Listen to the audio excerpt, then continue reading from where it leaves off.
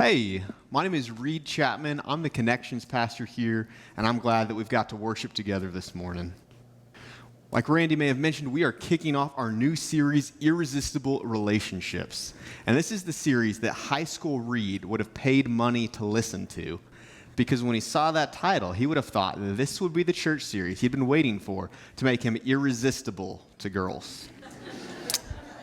Problem is I was not exactly irresistible, but I would do anything to become irresistible.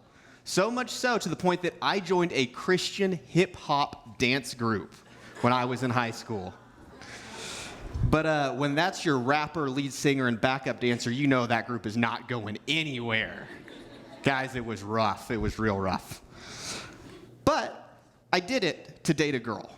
Like the thought was, yeah, I would do whatever it takes. I would do anything to be irresistible.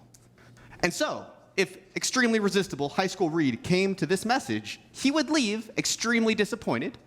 And so I just want to go ahead and clarify expectations for this message and our series. What we're going to do is we are not trying to equip you to be irresistible in any relationship. Sorry, previous Reed. What we do want to do is we want to come alongside you and help equip you to have healthy and just attractive, life-giving relationships where they matter most, regardless of what life stage you are in.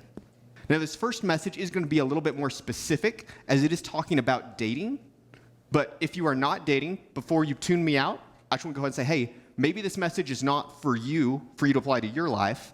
Maybe it's for you to be able to share with somebody else. Maybe there's people in your life who are single or who might walk through this season. And realistically, some of the truths of this just apply to all of our relationships as well. So I just want to address that elephant in the room head on. Hey, this is a message about dating, but it's coming from the truths that God gives us in His Word, which often apply to all of our relationships, even if we're willing to shift a little bit some of the application we talk about today. Reality is, that's something we can probably all agree on. Like, dating is hard. Like, first up, whoever just came up with the idea, like, yeah, you're going to go out to eat in a public space with a total stranger and maybe kind of sort of awkwardly get to know them by asking the same 20 questions you did on your last first date. Like, that's just weird, okay? And it's uncomfortable. And a lot more people have bad first date stories than they have good first date stories. And it's because dating is weird, and it's awkward, and it's confusing. And it's also something that we've just come to accept as normal in our life, right? Like, we've got 10 seasons of Friends, of like watching and kind of sort of wanting to strangle Ross Geller as he stumbles through dating.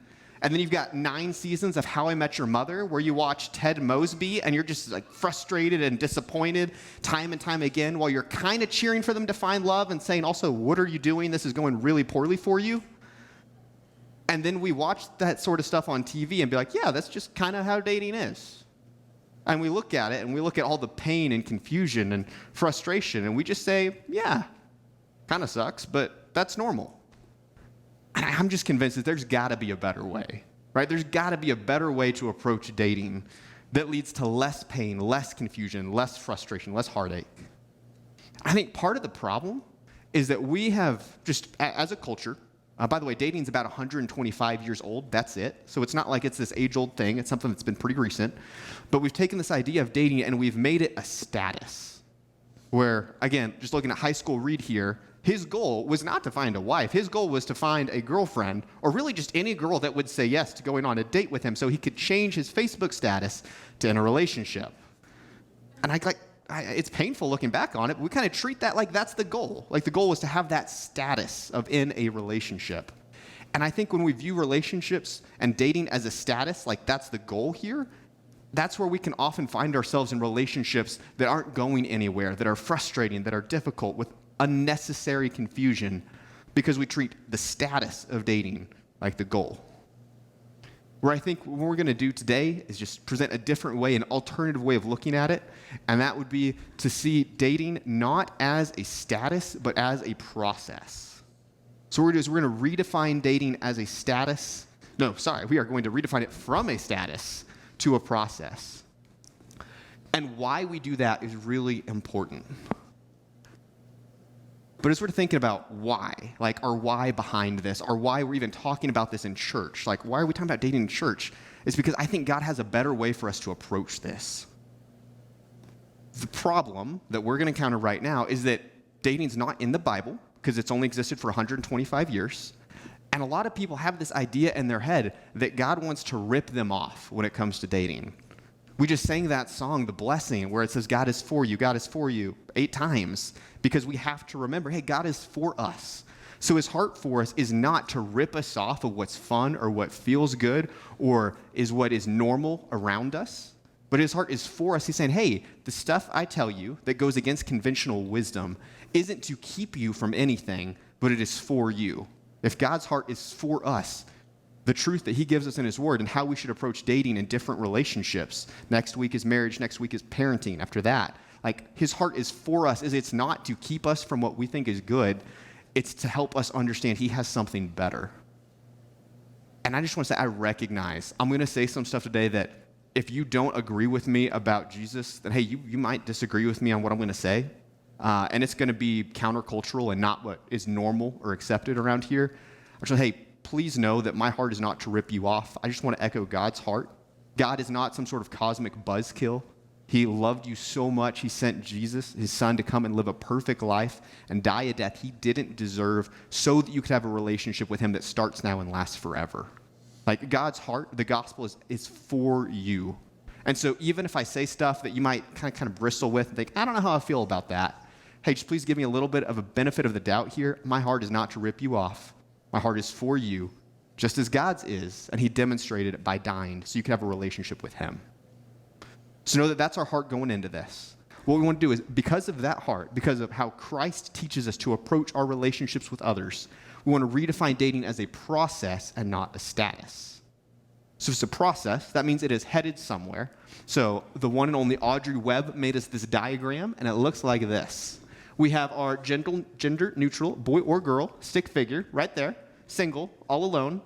And then we have this line. It's called dating, leading towards marriage or a breakup.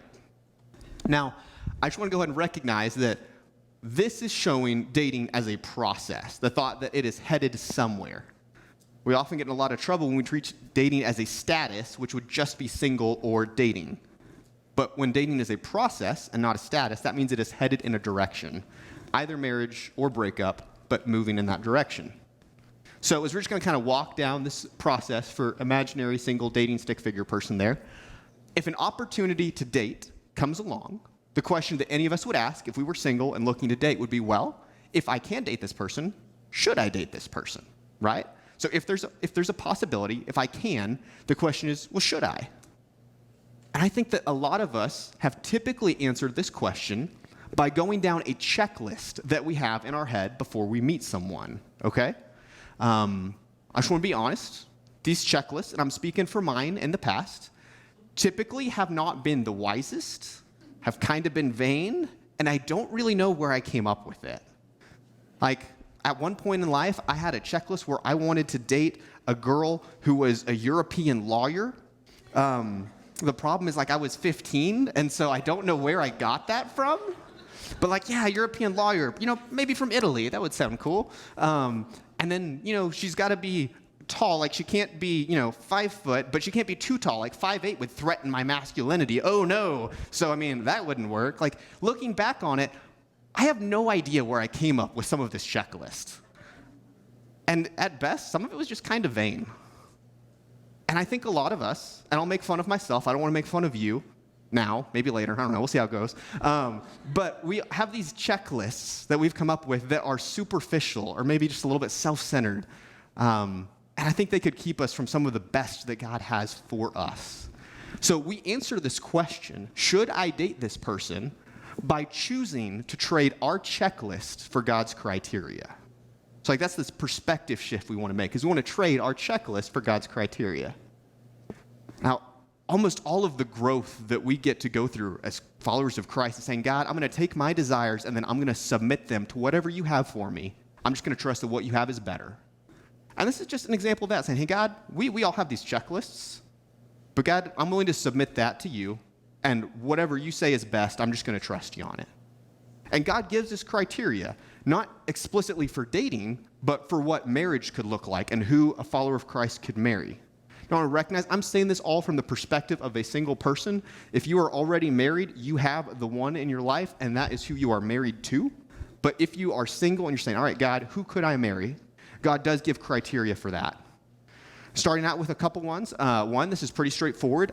If they're single, right? So let's just start there. If they're married, God's pretty pro-marriage, so he's not for you dating somebody who's married. So unless you're married to them. So yeah, date your spouse, but also don't date somebody else's spouse. Starting there. And then the next criteria goes, is it someone of the opposite gender? And this is something that God gets to decide because he's the one who created marriage. So it's his call. And then it continues, and then this is where it gets a little bit tricky. And God says, okay, and it needs to be someone, if you are devoted to Christ, then they need to be devoted to Christ. And we see this in 2 Corinthians. And in 2 Corinthians, we get this verse. Do not be unequally yoked with unbelievers. For what partnership has righteousness with lawlessness? Or what fellowship has light with darkness? And it sounds really harsh and condemning, especially that whole unequally yoked. Like, what does that mean? And the image we get there is actually like a yoke of oxen. So two oxen that are yoked together, headed in either the same or different directions. If oxen are equally yoked, then they're going to pull together in the same direction at the same pace. If they are unequally yoked, then that means the two oxen are actually going to try and fight each other and go in different directions. And this is God in his wisdom here saying, hey, don't be unequally yoked. If you have said your life is devoted to Christ, you want to follow him, you want to take what he says, and that's how you make your decisions, don't enter into a marriage relationship with someone who's going to make decisions very differently. Now, he's not making fun of the other oxen. He's not saying, hey, the other one's stupid. Like, that's not what's going on here. But Paul, who's writing this, is saying, hey, yoke yourself together, marriage, this covenant relationship you would enter into with someone who's headed in the same direction. This is just a logical thing that follows. It's not always normal or what we think about, but I want to make a statement, not trying to poke anybody here, just saying, hey, it is not loving, if you are a follower of Christ, to enter into a marriage relationship with someone who does not share your worldview and your decision-making process. Because you said, hey, Jesus is the most important thing in my life, and I want to make my decisions based on what he says and how he teaches me to live. And what can happen, which is really unloving and unhelpful, is you place those expectations on somebody else who has not agreed to them. And then either subconsciously or even through clear communication, you're saying, hey, we're going to be together. Our marriage is important, but I'm going to make decisions very differently than you. Sorry. And you're going to head in different directions, and that's going to cause a lot of pain and frustration. And Paul wrote, hey, don't be unequally yoked. You're going to head in different directions. Now, again, just want to recognize, hey, this is for the perspective of someone who is single. If you are already married and you're in a relationship, then your job is to love that person sacrificially, intentionally, kindly. And hey, God can do incredible things. And I've seen a spouse's demonstration of God's love for someone else lead somebody to faith in Christ. So it's not, okay, go and unyoke yourself from someone. No, it's if you are single, hey, choose someone who's headed in the same direction as you that is submitted to Christ. So in our criteria, the last one, again, kind of an obvious one, but they should want to date you back, all right? Otherwise, that's stalking. It's wildly uncomfortable. Don't do it. Please don't do it. My goodness. Really shouldn't even have to say this, but it's 2020, so I'm going to be clear. They have to want to date you back. So as we look at our diagram, the first is, should I date this person? And it's, hey, you can date whoever you want. But I believe there's a better way to approach dating, and it's rather than your checklist, it's approaching it from God's criteria. And then the next question is, okay, well, if you're going to date, what will this relationship look like, right? What will this relationship look like? And I'm not saying like, hey, where will you go on dates? I'm convinced that there is no possible way for a couple to actually agree where they want to eat the majority of the time. It's not like that sort of what will this relationship look like. It's, hey, how is this relationship going to be characterized? Is it going to be by a me first mentality, or is there something better? Because I think a lot of our normal dating relationships that we just say, yeah, this is normal, is sometimes motivated by a, hey, I got to take care of myself because if I don't, who will? Or sometimes behaviors that are rooted in insecurity or fear, where we're looking to get something from another person for a self reason, whether that's I'm insecure or I'm afraid or I want that comfort or whatever. I think, hey, there's a better way to approach this. And it's from this concept of honor. So I think what we want to do is we want to trade our view of selfishness for honor. Now we see honor, and we see it mentioned in Romans 12:10. Now Paul was writing this in Romans 12:10, and he says, love one another with brotherly affection, outdo one another in showing honor. Now, full disclosure, this applies to all relationships, dating, married, platonic, whatever. But in all of this, Christ followers are called to show honor. This thought of, hey, it's not about what can I get, but what can I give? How can I serve this other person? How can I honor them? And I'm convinced that that concept of honor should be the driving factor in how we approach dating relationships as well as many others. It's just, hey, not what can I get, but how can I serve them? What can I do for them? A lot of people, okay, we would just all agree, like, yeah, honor is a good thing. And no, we don't want to be selfish in our dating or marriage or platonic relationships. Like, we can typically agree, yes, selfish is bad, honor is good. But where this gets a little bit tricky and where we kind of bring in God's perspective to some of this is when we think about some behaviors that we would say are normal and are potentially even logical, but may inherently be selfish. Okay? We're going to take a slight detour here. A couple weeks ago, I was driving my old Nissan Sentra. I was going down Fry, and then my car decides to just give up and die on me. And the transmission goes out while I'm driving. And I coast into my mechanic. He looks at me. It's like the loss of a loved one or something was what he was afraid he was going to have to break to me. Like, hey, Reed, your car's not going to make it, buddy. And my car did not make it. My car was not worth a lot of money, and it was going to cost a lot of money to replace that transmission. So I bought a new car. And in the new car buying process, or new to me, very used car, purchased a car, and that means I took it on a test drive just to make sure it works. Fun side note, make sure you turn on the speaker when you're test driving a car, because otherwise you'll end up with a car with speakers that don't really work that well. My bad. But logically, it makes sense. Yeah, buying a car is a significant financial investment. You want to test drive it. You want to make sure it works, especially the speakers, Reed. So you test drive a car, it logically makes sense. And with marriage, which is way bigger commitment, way potentially more important than buying a car, especially when it comes to sex, then doesn't it make sense that we would want to test drive that too and like make sure that works? Yeah, I'm going to say it. Like, guys, this is illogical. It makes sense.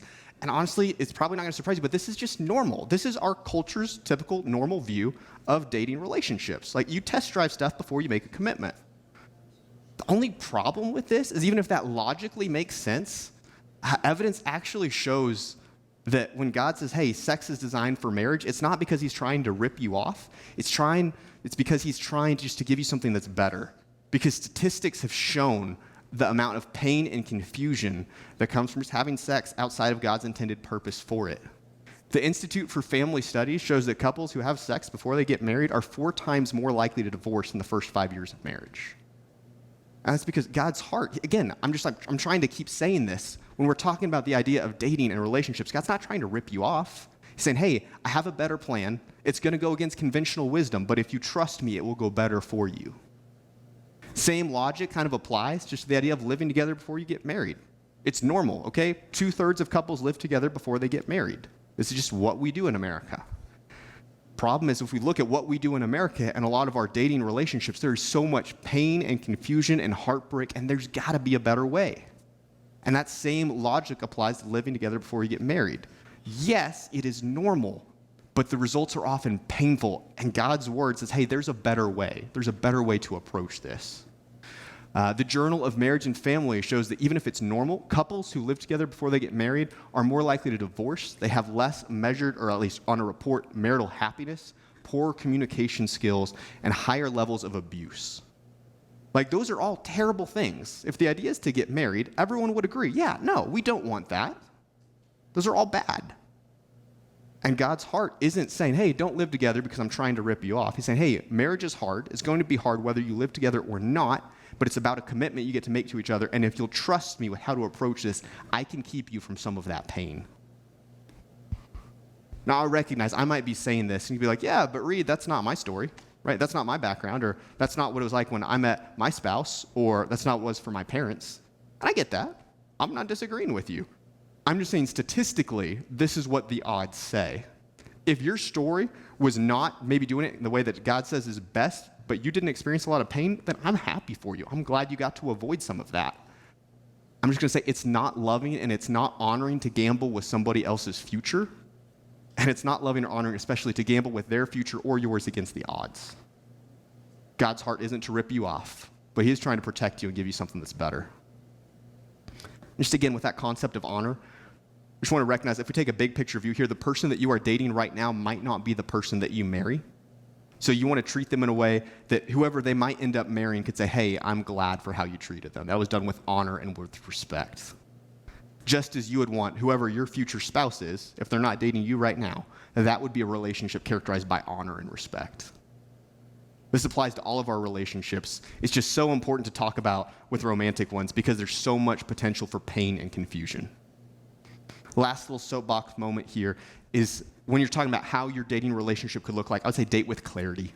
Clarity is a form of kindness. No one should have to wonder if the relationship is going great or it's going poorly. Like, clarity is a form of kindness. It is a way to show honor. Be clear with what your intentions are, where you are, and where you're going. So, we want to have relationships that are characterized by honor rather than selfishness. As we move back to our diagram, those relationships will ultimately either end up stagnant, just staying as a status, which brings a lot of extra pain and confusion, or leads towards marriage or a breakup. And so as you're dating, you might find yourself headed and you're wondering, okay, where will this relationship end up? In marriage or a breakup? If you find yourself in the relationship's stagnant and it's just staying somewhere, I just want to caution you, don't settle, and don't settle for staying where you are just because it's comfortable. Comfort is often an enemy of what's best, so just be careful. So how should this relationship end, a marriage or a breakup? And so many people think about dating as if the goal is to get married, then a successful dating relationship leads to marriage, and if the relationship wasn't successful, then I guess it means you broke up. I would just say, hey, that's not true. The goal is to date in such a way that if you get married or you get married to someone else, you're both better off at the end of it. It was done with honor and respect. And that means a successful dating relationship could be one that ends in marriage or a breakup. See, if the goal is just happiness or love as a feeling, then yeah, marriage is always going to be the goal. But the problem is those feelings will come and go. And so a better way to approach this is by choosing to prioritize love as a commitment over love as a feeling. All right, love is a feeling. It's good. Emotions are a good gift from God. I have to remind myself of that because I don't like feeling my emotions. But emotions are good, but they're fickle, okay? They can be there one day and then they can change. Whereas love as a commitment is something that is stable and steadfast and something that is better to build a marriage on. The reality is our hearts are broken. Okay, in the Old Testament, there's a prophet named Jeremiah, and God spoke through Jeremiah saying that the heart is deceitful and wicked, right? Our hearts are broken, which means our emotions can be right sometimes, and then sometimes they're just going to be wrong, or they're going to waver. And we don't want to build marriage commitments based on things that are fickle, like our hearts. So, what's better is to trade that for the idea of love as a commitment. And that's something that we see demonstrated in 1 Corinthians 13. It's called the love chapter. It's read at a lot of weddings because the word love is repeated a lot. But I just want you to pay attention as I read it to how love is described. 1 Corinthians 13, starting in verse 4. Love is patient and kind. Love does not envy or boast, is not arrogant or rude, does not insist on its own way, is not irritable or resentful, does not rejoice at wrongdoing, but rejoices with the truth. Love bears all things, believes all things, hopes all things, and endures all things.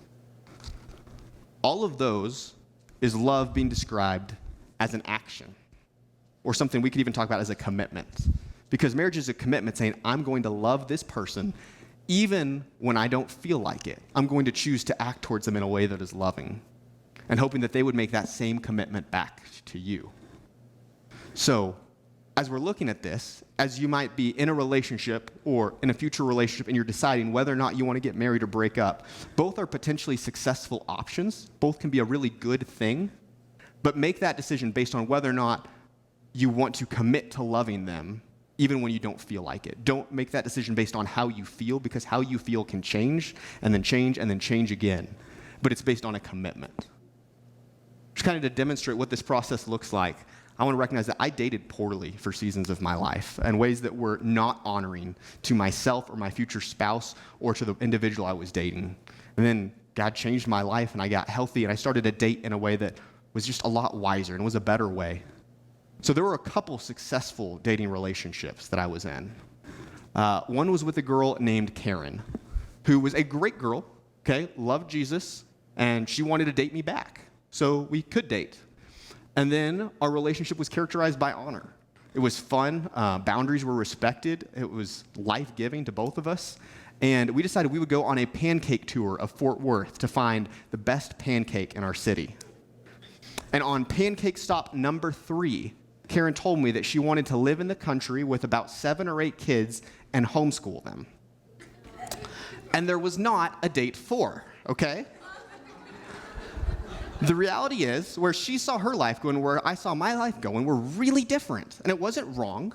It just realized, hey, we're headed in different directions. The most loving thing to do right now is to break up, rather than just settle, stay here because it's comfortable, keep having fun, and then ultimately have our hearts really intertwined and have a breakup be really painful.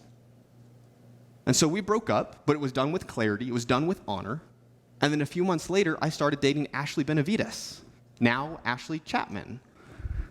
And if I had continued to date just because it was comfortable and that's where I was, I would have missed out on something way better. It was just a way better fit and direction for my life.